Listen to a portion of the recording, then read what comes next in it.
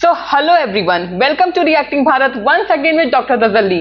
दोस्तों, पहले मुझे आपसे कुछ पूछना है। ये जो मेरी प्यारी प्यारी ऑडियंस है, मुझे इनकी राय लेनी है कि किस किस को ये लगता है कि अगर ये जम्मू कश्मीर का मसला सॉल्व हो जाए तो अमन और चैन आ जाएगा दोनों देशों के बीच, यानी भारत और पाकिस्तान के बीच में अमन और शांति हो जाएगी, सेटलमेंट हो जाएगा, लोग अपना अपना काम करेंगे। तो आपका सोचना सरासर गलत है।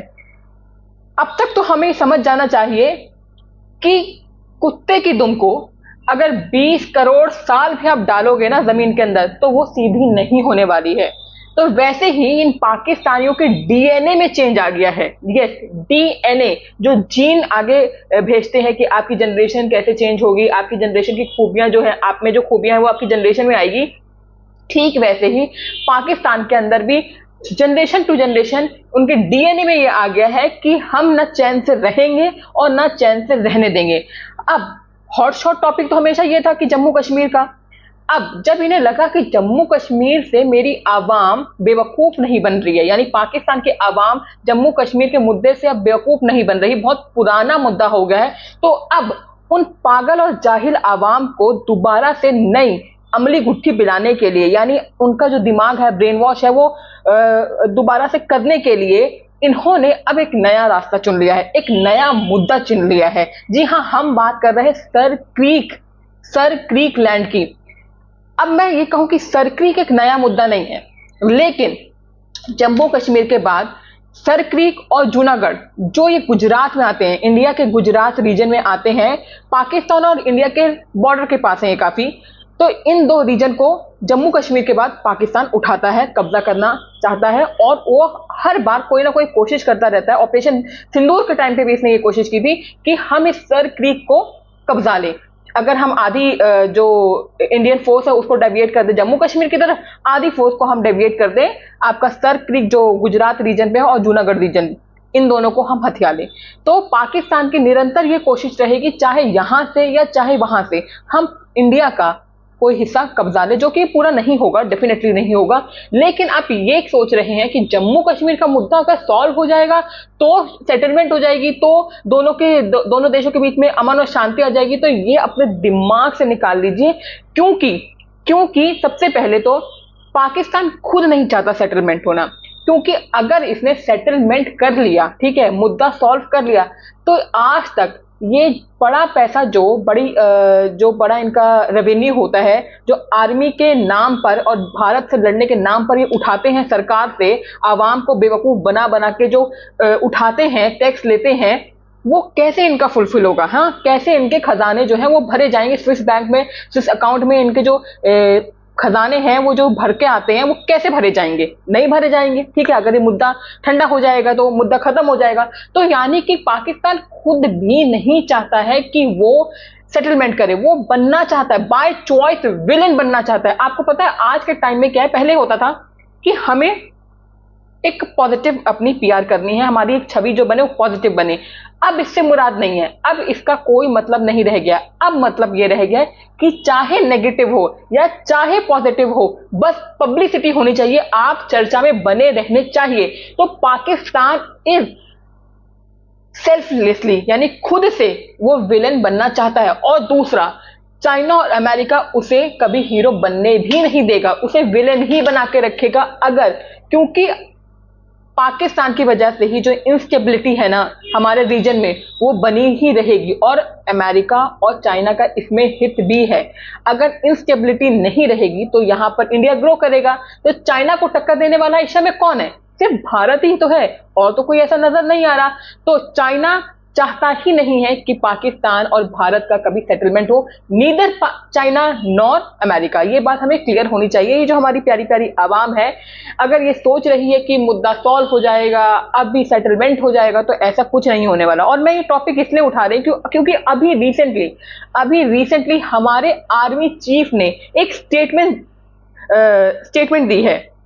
स्टेटमेंट क्या दिया है? उन्होंने ये साफ बोला है कि पाकिस्तान अगर इस बार सर क्रीक की तरफ बढ़ता है, ठीक है, हमारी लैंड की तरफ बढ़ता है, तो ऑपरेशन सिंदूर में जो बची कुची कसर रह गई थी ना, वो भी हम खत्म कर देंगे, सारी गुंजाइश खत्म कर देंगे। और आप देखिएगा कि इंडिया की तरफ से राजनाथ सिंह जी का और हमारे आर्मी चीफ का, आर्मी मार्शल का बैक टू बैक बयान आया है, और इसको हल्के में लेने का नहीं, हल्के में लेने का नहीं, बुलाता है लेकिन जाने का नहीं। सेम वैसे ही इस बात को हल्के में लेने का नहीं, क्योंकि this is very very serious. कि मैं ये कहूंगी एज अ सिटीजन कि जो गलती हमने जम्मू कश्मीर के मुद्दे पे कर दी थी हिस्ट्री में, जिनसे भी गलती हुई हो, कुल मिला के हमारी लैंड चली गई ना, आज वो डिस्प्यूटेड लैंड बन गई ना। तो जो गलती हमने हिस्ट्री में की है, मैं चाहूंगी अपनी गवर्नमेंट से, ये मैं गुहार और रिक्वेस्ट करती हूं, और अपनी इंडियन आर्मी से, कि वो गलती दोबारा ना दोहराई जाए। जो भी गु और गुंजाइश है वो सब खत्म हो जाए। और ऑपरेशन सिंदूर में जैसे सिंदूर हुआ था, एक रिजल्ट नहीं आया था, वॉर तो हुई, एक रिजल्ट नहीं आया। वैसे ही अगर इन फ्यूचर कोई वॉर होती है, जो कि होगी, क्योंकि अमेरिका की थिंक टैंक और ऐसे ही बड़े बड़े जियोपॉलिटिकल एनालिस्ट ने बात बोली है कि 2026 तक आते आते भारत पाकिस्तान की एक मेजर जंग हो सकती है। इवन ये जंग इतनी बढ़ सकती है कि न्यूक्लियर वॉर की तरफ बढ़ जाए, क्योंकि पाकिस्तान जब हारने की कगार पे आएगा और अपनी छवि को सुधारने के लिए, अपने ह्यूमिलेशन को सुधारने के लिए, वो जरूर न्यूक्लियर हमला करने की कोशिश करेगा। तो 2026 तक हो सकता है कि बहुत सारे आसार हैं, हमारे जो बड़े बड़े थिंक टैंक हैं, जियोपॉलिटिक एनालिस्ट हैं, उनका भी ये कहना है कि वॉर होगी। तो चलिए मैं आपको स्टेटमेंट सुनाती हूँ कि हमारे आर्मी चीफ ने क्या स्टेटमेंट दी है और इस पे पूरा बवाल क्या है। तो let's get in the video. पहले वीडियो देखिए। भारत देश पूरी तैयारी के साथ है और इस बार वो संयम नहीं रखेगा जो सिंदूर 1.0 में हमने संयम रखा। इस बार हम आगे की कार्रवाई करेंगे और कुछ ऐसी कार्रवाई करेंगे कि हो सकता है पाकिस्तान को सोचना पड़े कि उसे इतिहास में, भूगोल में रहना है कि नहीं रहना है। अगर उसे भूगोल में अपनी जगह बनानी है तो उसके लिए उसे जो स्टेट स्पॉन्सर टेररिज्म जिसको हम बोलते हैं, यानी कि उसका देश जो टेररिज्म को स्पॉन्सर कर रहा है, उसे रोकना पड़ेगा। तो आप अपनी पूरी तैयारी करके रखिए, और अगर परवरदिगार चाहेंगे, भगवान चाहेंगे, वाहेगुरु चाहेंगे, तो बहुत जल्दी ही आपको मौका मिलेगा। उसके लिए ऑल द बेस्ट। जय हिंद। तो जैसा कि आपने सुना कि हमारी आर्मी चीफ ने ये क्लियर बोला है कि देख ले भाई पाकिस्तान, ऐसा है कि अगर इस बार किसी भी तरह का तू पंगा लेता है ना, तो तू तेरा पूरा सफाया करने की हम तैयारी में हैं। ठीक है, बहुत हो गया यार, कोई ना कोई रिजल्ट तो आना चाहिए ना, या तो आर या तो पार, है ना, या तो आर या तो पार। अटके क्या है ये, अटक के हिचकी जैसी क्या लाइफ जी रहे हैं, नहीं है ना। नुकसान तो होगा, वॉर में कभी एक तरफ फायदा एक तरफ नुकसान नहीं होता, दोनों तरफ नुकसान भी होता है, और जो जीतता है उसका तो फायदा होता ही है। बट कब तक ये नासूर जो बन गया है पाकिस्तान, तो इसे कुछ ना कुछ करना है। इसमें खलबली मची हुई है, खलबली मची हुई है। तो इसकी जो खलबली है ना, इसको शांत करना जरूरी है। और हमारे राजनाथ सिंह ने यह भी बयान दिया है, याद रखिए इस बयान को। उन्होंने बोला है कि कराची का रास्ता क्रीक से होता जाता है। अब इसका मतलब क्या है दोस्तों, पहले इस बात को समझते हैं। अगर आप ज्योग्राफी देखेंगे तो आप ये देखेंगे कि ये जो कराची है, जो पाकिस्तान का इकोनॉमिक हब है, जैसे भारत का इकोनॉमिक हब मुंबई है, अगर उस पर कोई चोट होगी तो पूरी की पूरी इकोनॉमिक तबाह हो जाएगी, स्टॉक मार्केट गिर जाएंगे, एक तरीके से हमारा देश दिवालिया होगा। गॉड फॉरबिड ऐसा ना हो, मैं उदाहरण के तौर पे आपको बता रही हूं। सेम ऐसे ही पाकिस्तान का इस्लामाबाद कोई बड़ा शहर नहीं है, कैपिटल है, लेकिन लोग सोचते होंगे बहुत बड़ा शहर है, नहीं। रावलपिंडी नहीं, कराची वो भी इकोनॉमिक हब है, जितने भी इनके स्टॉक मार्केट से सब है, ये यहां से ही रेगुलेट होते हैं। और ये बहुत ज्यादा नियरर है सर क्रीक के, जो इंडिया की लैंड है।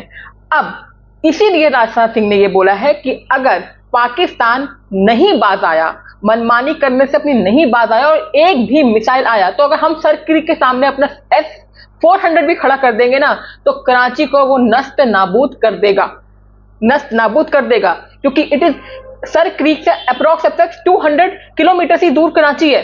और हमारी S-400 की इतनी ज्यादा कैपेसिटी कि वो पूरे कराची पे, सेंटर ऑफ द कराची तक पहुंच सकता है। ठीक है, इसीलिए हमारे राजनाथ सिंह जी ने यह बयान दिया। तो चलिए देखते हैं कि पाकिस्तान के जो जर्नलिस्ट है, सो कॉल्ड जर्नलिस्ट, बल्कि मैं तो कहूंगी जर्नलिस्ट का बस मुखौटा पहन रखा है ये स्पाई, है ये पाकिस्तान के स्पाई? तो इनका क्या रिएक्शन है, let get in the video. कि बिल्डअप देखें, एयरफोर्स चीफ बोलता, फिर आर्मी चीफ बोलता। भारतीय आर्मी चीफ ने ये जो बात की है, हम अगली दफा सब्र तहम्मुल का मुजाहिरा नहीं करेंगे, will erase Pakistan from map, हम पाकिस्तान को नक्शे से मिटा देंगे। उनके भारतीय आर्मी चीफ ने भी मीडिया टॉक की और वो कहते हैं कि जी भारत अब ऑपरेशन सिंदूर 2 के लिए मुकम्मल तौर पर तैयार है। इंडिया के जो आर्मी चीफ हैं उन्होंने भी एक बड़ी सख्त बात की है, बड़ी सख्त बात क्या की है, वार्निंग दी है बाय द वे, और वो कर दिखाएंगे कि पाकिस्तान को सोचना पड़ेगा कि वो दुनिया के नक्शे पर रहना चाहता भी है कि नहीं। ये कोई तरीका नहीं है, मगर हिंदुस्तान बाज नहीं आता है। लेकिन अब जो खबर आई है, आपको पता है पहले ही जो इंडिया का डिफेंस बजट है वो हमारे ओवरऑल बजट से ही ज्यादा है। मतलब नेवी वाली साइड से भी ये एडवेंचर की कोशिश करेंगे, खैर वो इन्होंने करना ही करना है। अफगानिस्तान साइड से पाकिस्तान पर 2 अतराफ से हमला किया गया है और इसी दौरान ये खबर भी सामने आई है कि इंडिया ने अफगानिस्तान के वजीर खारजा आमिर खान मुत्तकी को बुला लिया है। Pakistan is moving terror targets, we will hit them wherever. हाँ, बड़ी तकलीफ हो रही है कि हमने अफगानिस्तान के चीफ को बुला लिया है। क्यों? तुम चाइना के साथ मिलकर हमें अरुणाचल प्रदेश से टारगेट करोगे तो हम अफगानिस्तान से तुम्हें 2 फ्रंट का टारगेट नहीं कर सकते। बस अकेले मलाई तुम ही चाटना है क्या? अफसोस की बात यह है कि ये जंग जो है ये फैलेगी। पाकिस्तान को 2 दिन में 2 धमकियां मिल चुकी हैं। राजनाथ सिंह है, उसने कहा है कि any action will receive decisive reply that will change Pakistan history and geography. और चीन ने पाकिस्तान से अपनी राहें जुदा की, जारी मंसूबों पर फंडिंग रोक दी, फील्ड मार्शल के प्लान बुरी तरह ठप हो रहे हैं। मोदी साहब ने लड़ना ही लड़ना है, मोदी साहब ने पीछे नहीं हटना, मोदी साहब ने पीछे नहीं हटना। क्योंकि तुम्हें अपनी हरकतों से बाज नहीं आना, तुम्हें झोल झपाटा, तुम्हें टेररिज्म ये सब करने से बाज नहीं आना। इसीलिए हमारी गवर्नमेंट को, हमारी इंडियन आर्मी को लड़ना ही लड़ना है। बिना मार खाए बाज ही नहीं आओगे ना। आज इंडिया के जो आर्मी चीफ हैं उन्होंने भी एक बड़ी सख्त बात की है, बड़ी सख्त बात क्या की है, वार्निंग दी है बाय द वे। और वार्निंग ये उन्होंने कहा जी अगर आपने ये दहशतगर्दी स्पॉन्सर करनी बंद ना की तो फिर हम आपको देखेंगे। ये चीज़ उन्होंने कही है। रोज इंडिया के अंदर से लोग पाकिस्तान को धमकियां देते हैं, रोज धमकी देते हैं, डेली बेसिस के ऊपर, डेली बेसिस के ऊपर। मैं आपको एक बात बताऊं, डेली बेसिस के ऊपर, डेली। ये सुने जरा इंडियन आर्मी चीफ को, मोदी साहब ने लड़ना ही लड़ना है, मोदी साहब ने पीछे नहीं हटना, मोदी साहब ने पीछे नहीं हटना।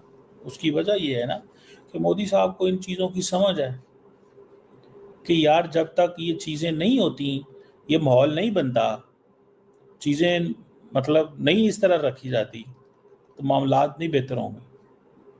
सो वो चाहते हैं कि ऐसे हो कि पाकिस्तान जो है ना उन्हें इंगेज रखो, कीप पाकिस्तान इंगेज। मुझे तो ये नज़र आ रहा है कि पाकिस्तान को इंगेज रखें। वो कहावत है ना, भय बिन होय ना प्रीत, यानी कि बिना डर के प्रेम भी नहीं होता है। तो बिना लड़ाई के तुम बाज भी नहीं आओगे। जब हम पिटाई कर लेंगे तुम्हारी ठीक ठाक, तब तुम बाज आ जाओगे। और अगर आप पाकिस्तान को इंगेज नहीं रखते, अगर आप पाकिस्तान को इंगेज नहीं रखते तो फिर क्या होगा जी? भाई उल्टा चोर कोतवाल को डांटे। पाकिस्तान को इंगेज रखो। सीरियसली, तुम चाइना से फंडिंग लेते हो भाई, तुम चाइना से फंडिंग लेते हो कि इंडिया को इंगेज रखना है लड़ाई में, कि चाइना यहां से डेवलप करे, आपके अब्बू जान यहां से डेवलप कर सके। भाई जब कोई इंसान विक्टिम कार्ड खेलता है ना, और जब कोई इंसान जानता है कि गलती मेरी, तो इससे पहले मैं सामने वाले पे गलती डाल देता हूं, भाई बहुत जहर है। ऐसे टॉक्सिक आदमी को ना अपनी लाइफ से निकाल दो, अपनी लाइफ से निकाल दो, बहुत बेहतर हो जाएगी लाइफ। और हमें ये धमकियां मत दें जनरल साहब। पाकिस्तान को 2 दिन में 2 धमकियां मिल चुकी हैं। एक तो कल राजनाथ सिंह जी ने बड़ा क्लियरली बोला कि साहब ऐसा है, आप जरा सीधे हो जाओ, जो ये सर क्रीक के अंदर कर रहे हो उसके बारे में मैंने आपके साथ डिटेल में शो करा, मैंने दिखाया क्या क्या चीजें वहां पर हो चुकी हैं। 31st 32nd क्रीक बटालियन और ये सब इन लोगों ने रेज करी है, और वहां पर ये जो इक्विपमेंट लेके आए हैं उसके ऊपर बड़ी क्लियरली वार्निंग दी गई है। क्योंकि आप जम्मू कश्मीर के बाद सर क्रीक के बाद जूनागढ़ का मुद्दा, कोई ना कोई मुद्दा आप उठा लेंगे, तो आप पहले लड़ लें, जिससे कि हमारी जो सर क्रीक लैंड है और जूनागढ़ लैंड है हम उसको पहले ही बचा लें, और जो गलती हिस्ट्री में हुई है जम्मू कश्मीर को लेकर वो दोबारा ना हो। तो लेकिन आप सबके लिए एक बड़ा सवाल कि अभी रिसेंटली हमारे एक्स मिनिस्टर पी चिदम्बरम साहब ने ये बात बोली कि 2008 में जो 26/11 का हमला हुआ था उस दौरान हम ऑलमोस्ट पाकिस्तान को खत्म करने वाले थे, लेकिन बीच में कौन कूदा? अमेरिका ने ये बोला कि अभी अमेरिका और अफगानिस्तान जंग में उलझे हुए हैं और ऐसे अगर हम पाकिस्तान पे हमला कर देंगे तो पाकिस्तान पूरा खत्म हो जाएगा और पाकिस्तान से जो अमेरिका सप्लाई भेज रहा था वो भी खत्म हो जाएगी, इसीलिए अमेरिका ने हमें रोक दिया। तो आप मुझे कमेंट करके बताइए कि 2008 वाला सिनेरियो क्या 2026 में भी दोबारा रिपीट होगा? क्या हम किसी और कंट्री के इंटरवेंशन हम रुक जाएंगे दोबारा पाकिस्तान पे हमला करने के लिए? आप करिए मुझे कमेंट। टिल देन लाइक करिए, सब्सक्राइब करिए, अपना सपोर्ट बनाए रखिए एंड लव आवर प्यारा भारत एंड प्राउड आवर प्यारा भारत। Thank you.